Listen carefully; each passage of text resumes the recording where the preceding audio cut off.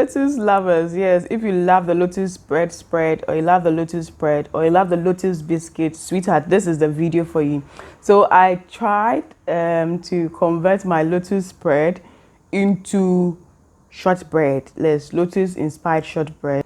And all you need for this is your flour, a bit of salt in there, a bit of baking powder, your milk powder, sugar, and then you're going to actually mix this up. You can actually get the ingredients in the description button. You're going to need a lot of your favorite lotus spread. Yes, my friend Priscilla was like, but why do you want to stress yourself and convert from biscuit? It's been converted from biscuit to spread, and you want to convert it from spread to biscuit. But you know, I love shortbread. Shortbread is one of my favorite things I like to enjoy. Then of course I added in some margarine. You can add in butter, any fat of your preference that you have at your disposal. I added in, of course, some essence. Yes, egg is optional. If you want to add egg, you can. If you don't want to, you can just let it be. I didn't add egg in this one.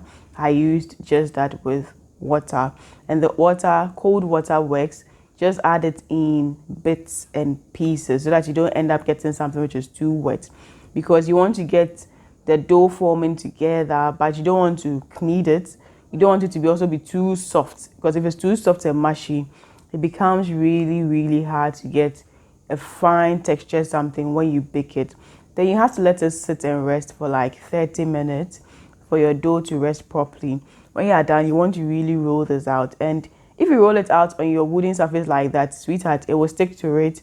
You will struggle getting it well. So I like to foil my my chopping board, then I just roll it out on it, because this is a small batch that I was working on. It's not a very big batch. So yes, this is a special biscuit preference. Yes, whenever you have some lotus spread, you'd really have to try this one out. You'd really love it. And if you have kids at home, or you have little ones, you want to, you know, that thing, or you have elderly folks who have sweet tooth, yes, this one I especially made it for my aunties and my grandma. Yes, they have a sweet tooth. So yes, you can also do that as well for them. Just make every moment count, you know, that thing. So yes, I'm just rolling out all of this and then making sure that everything is well spread. Yes, and like I said, the foil down is going to help you so it doesn't stick and it becomes easy for you to work with it as well. So once I'm done rolling out, I'm just going to cut out my shapes. You know, typically your shortbread takes the form of rectangles. Yes, so I just cut out the dough into the shapes that I want, or the sizes that I want. Just be careful about it so I don't end up having some too big, some too small. Yes, I think on this day my sizes were not perfect, but that's okay. That's okay. You don't need to strive for perfection all the time. So yes, once you're done, you just prick it with your fork, which is the easiest way to get the shortbread kind of vibe on it. Yes, just use your fork to prick it there, and that is always the easiest way to go about it.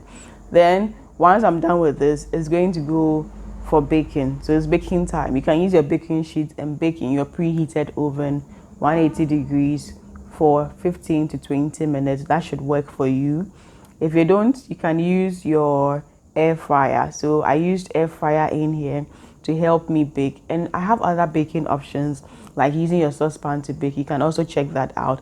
So I did the bake function, the cake function, which is 170 by 20, but you know, for shortbread you need less heat for a longer period of time. So what I actually did was actually to reduce it from the 170 all the way down to 120 degrees for that same 20 minutes, because I need more time to dry out the biscuit. And even with that, when it came out, I realized it was still a bit too soft for my liking, and so I gave it an extra 10 minutes to give it that dryness in. Then I let it stay in the heat of the air fryer, even though it was off, for it to cool down till it was cooled down completely, and that gave it that kind of firm texture as well. Then the crumbs or the ends, which, you know, they were not great for presentation or for gifting, I just placed those ones at the side, something in a different container. And then the ones that were looking decent and clean, the main stripes, they went into my box. Yes, like I said, this was something I was doing especially for my grandmom and my auntie. Yes, they have the sweet tooth. BBI Shitim.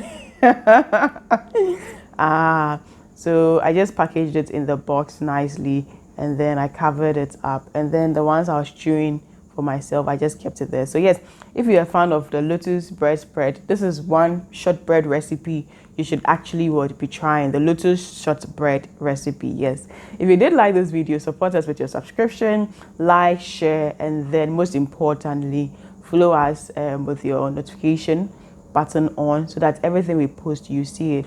Till I see you in the next food video, do live life to the fullest, be joyous, be merry. Lots of love for my team and I. Mwah.